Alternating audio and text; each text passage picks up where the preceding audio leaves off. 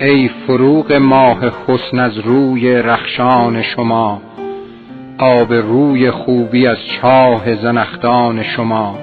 عزم دیدار تو دارد جان بر لب آمده، باز گردد یا برآید چیست فرمان شما. کس به دور نرگست طرفی نبست از عافیت، به که نفروشند مستوری به مستان شما. وقت خواب آلود ما بیدار خواهد شد مگر، زان که زد بر دیده آبی روی رخشان شما.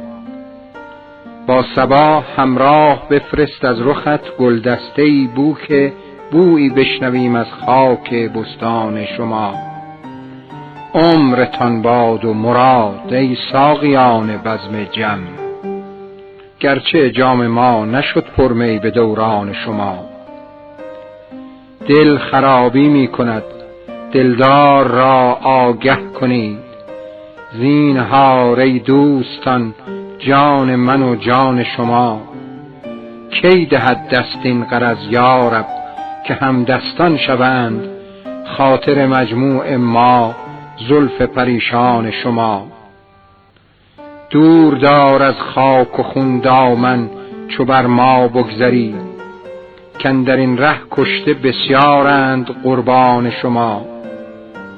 می کند حافظ دعایی بشنو آمینی بگو، روزی ما باد لعل شکرافشان شما. ای صبا با ساکنان شهر یزد از ما بگو، که ای سر حق ناشناسان گوی چوگان شما. گرچه دوریم از بساط قرب همت دور نیست، بنده شاه شماییم و ثناخوان شما. ای شهنشاه بلند اختر خدا را همتی، تا ببوسم همچو اختر خاک ایوان شما.